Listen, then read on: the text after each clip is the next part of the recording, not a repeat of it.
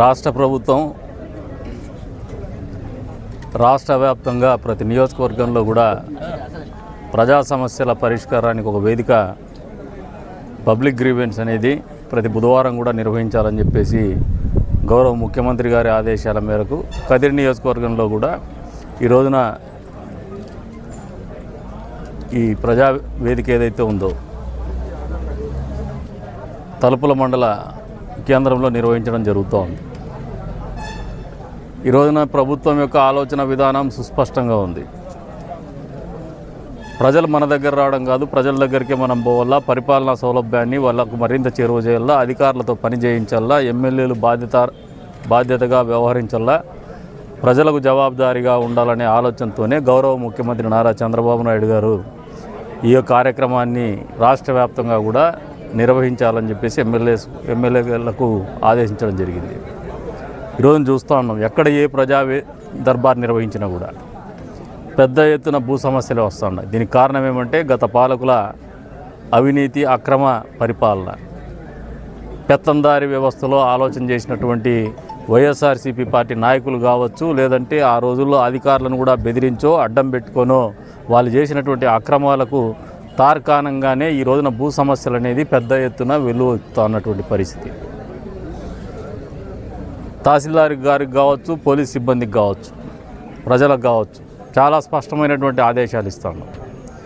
ఎక్కడైతే ప్రభుత్వ భూములు కొట్టేసినటువంటి నాయకులు ఎవరైనా ఉంటే, అది ఏ పార్టీకి చెందినటువంటి వాళ్ళైనా కావచ్చు, లేదంటే ప్రజల మీద దౌర్జన్యాలు చేసి భూ ఆక్రమణలకు పాల్పడేటువంటి పెత్తందారులు కావచ్చు, లేదు భూ కబ్జాదారులు కావచ్చు, లేదు రాజకీయ ముసుగులో నాయకులుగా చలామణి అవుతున్నటువంటి భూ ఆక్రమణదారులు కావచ్చు, వీళ్ళ మీద కఠినంగా వ్యవహరించండి అని చెప్పేసి ఆదేశాలు ఇవ్వడం జరుగుతుంది.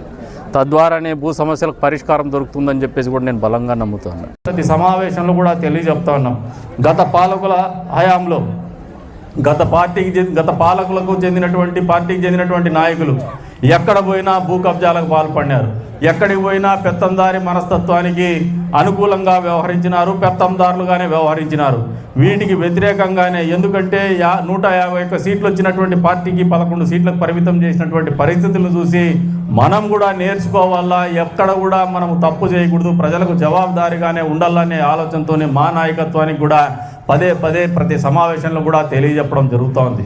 ఈ రోజున ఈ ప్రభుత్వం చంద్రబాబు నాయుడు గారి నాయకత్వంలో ఏర్పడినటువంటి ప్రభుత్వం, ప్రజల ఆకాంక్ష మేరకు ఏర్పడినటువంటి ప్రభుత్వం, గత పాలకులకు వ్యతిరేకంగా చంద్రబాబు నాయుడు గారి మీద నమ్మకంతో, ఆయన నాయకత్వం మీద నమ్మకంతో, ఆయన పరిపాలనా దక్షత మీద నమ్మకంతో ఏర్పడినటువంటి ప్రభుత్వాన్ని ప్రజలు ఒక నమ్మకంతో ఏర్పరిచినటువంటి పరిస్థితుల్ని వమ్ము చేయొద్దని చెప్పేసి కూడా నాయకుల్ని కూడా పదే నేను హెచ్చరిస్తూనే వస్తాను, కోరుతూనే వస్తున్నాను. మా పార్టీకి చెందినటువంటి నాయకులు, కూటమి పార్టీకి చెందినటువంటి నాయకుల్ని కూడా అందుకు అనుగుణంగానే మా పరిపాలన ఉంటుంది. కానీ అవినీతికి దరిచేరనటువంటి పరిపాలన మేము అందిస్తాం. అధికారులను కూడా సాధ్యమైనంత వరకు ప్రజల సమస్యల పరిష్కారానికి నిరంతరం పనిచేయమని చెప్పేసి కోరుతూ ఉన్నాం. అర్జీలు అనేది కేవలం తీసుకోవడం వరకే కాదు, ప్రతి అర్జీకి ఒక లాజికల్ కన్క్లూజన్, తర్కంగా ఒక ముగింపు అనేది ఇవ్వాలనే ఆలోచనతోనే అధికారులకు కూడా ఆదేశాలు ఇస్తూ ఉన్నాం. ప్రజలు వస్తూ ఉన్నారు, 2 సార్లు 3 సార్లు ఏదైనా పిటిషన్లు వచ్చేటువంటి పరిస్థితులు ఉంటే చాలా తీవ్రంగా మా ప్రభుత్వం పరిగణిస్తుందని చెప్పేసి కూడా అధికారులకు తెలియజెప్తా ఉన్నాను. రిపీట్గా ప్రతిసారి కూడా గ్రీవెన్స్ సెల్ పెట్టినప్పుడల్లా అదే రకమైనటువంటి అర్జీ ఒకే మనిషితో మళ్ళీ అదే సమస్య మీద అర్జీ వస్తే మాత్రము దానికి బాధ్యత అధికారులు తీసుకోవాల్సినటువంటి పరిస్థితి ఉంటుందని చెప్పేసి కూడా తెలియజెప్తాను. అందుకనే ఈ గ్రీవెన్స్ ప్రజా దర్బార్ అవుతూనే మీరు కూడా కూర్చొని దీన్ని సార్ట్అవుట్ చేసుకొని వాళ్లకు సమస్యల పరిష్కారము చూపించాల్సిందిగా కూడా ఆదేశాలు ఇస్తూ ఉన్నాం. అందుకే చెప్తా ఉన్నాం, జగన్మోహన్ రెడ్డి కలలు కంటున్నాడు, మళ్ళీ అధికారంలోకి వస్తాం, ప్రభుత్వం మీద వ్యతిరేకత ఉందని చెప్పేసి ఆలోచనతో ఉన్నాడు. ఇచ్చినటువంటి సూపర్ 6లో ఇచ్చినటువంటి ప్రతి హామీని కూడా నెరవేర్చేటువంటి దిశగానే ఈ ప్రభుత్వం అడుగులుంటాయి. వచ్చే రోజుల్లో ఏదైతే గోతికాడ గుంటనక్క మాదిరిగా జగన్మోహన్ రెడ్డి ఏదైనా సూపర్ 6లో హామీలు అమలు చేయరేమో, దానికోసం కాసుకుందాం, ప్రజలు మళ్ళీ ఎలక్షన్లో చేసుకుందాం, లేదంటే ఓట్లు దండుకుందాం అనుకుంటున్నాడేమో. కానీ జగన్మోహన్ రెడ్డిని రాష్ట్ర ప్రజలు క్షమించే పరిస్థితిలో లేరు, నమ్మేటువంటి పరిస్థితిలో లేరు అనేది వాస్తవం అని చెప్పేసి కూడా ఈ సందర్భంగా తెలియజేస్తున్నాను. కొద్దిమంది నాయకులు మాట్లాడుతూ ఉన్నారు, ఈ నియోజకవర్గంలో కక్షపూరితమైనటువంటి రాజకీయాలు. కక్షపూరితం ఏమి కాదు, ఇది తప్పు చేసినటువంటి వాడిని ఖచ్చితంగా దండిస్తాం.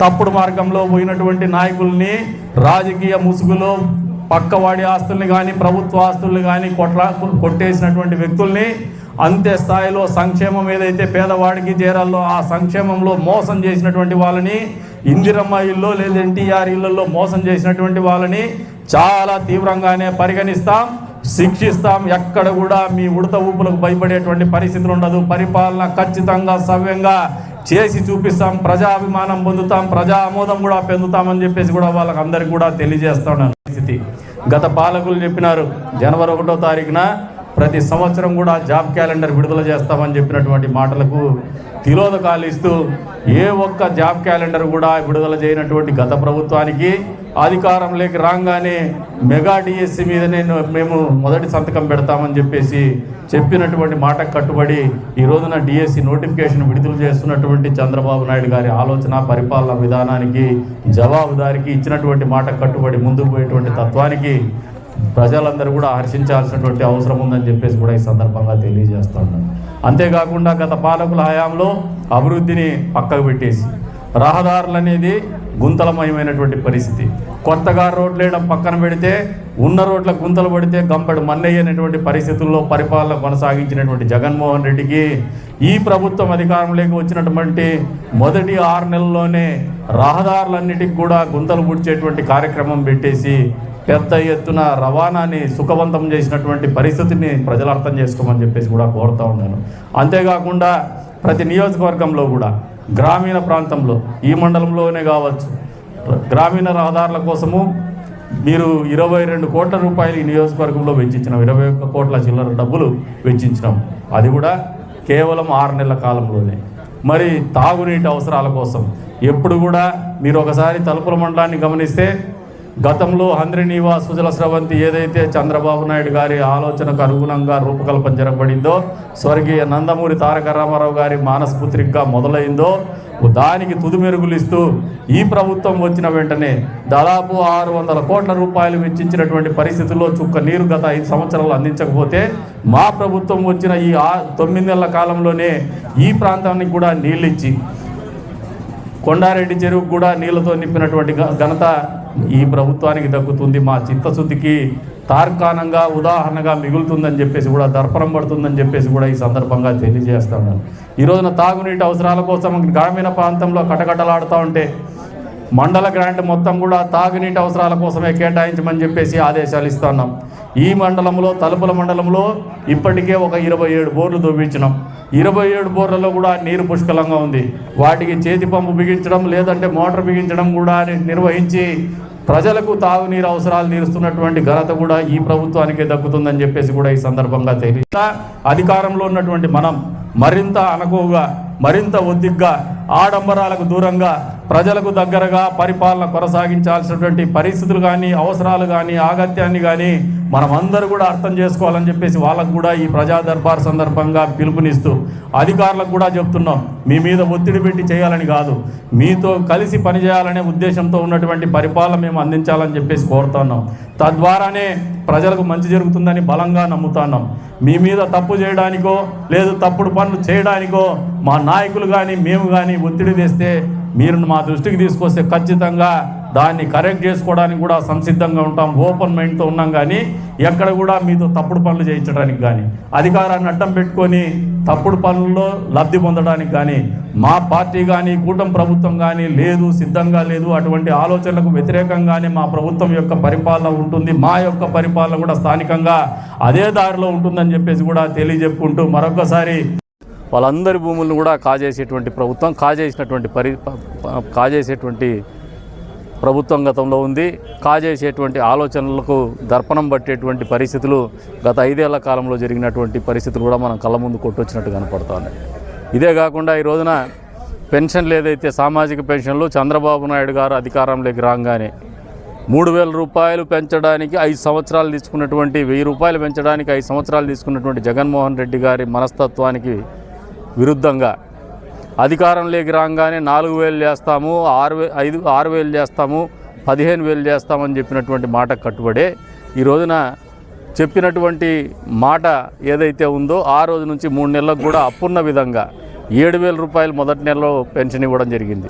ఈ రోజున ప్రతి నెల 1వ తారీఖున మళ్ళీ ఎమ్మెల్యేలని ప్రజల దగ్గరికి పోయేసి పెన్షన్ల పంపిణీ కార్యక్రమంలో భాగస్వామ్యం చేసేటువంటి పరిస్థితులు ఉన్నాయి. అంటే ప్రజలకు జవాబుదారీగా వ్యవహరించేటువంటి ప్రభుత్వము కొలువు తీరినటువంటి పరిస్థితి వాస్తవ రూపంలో మీ అందరి ముందుకు వస్తూ ఉంది.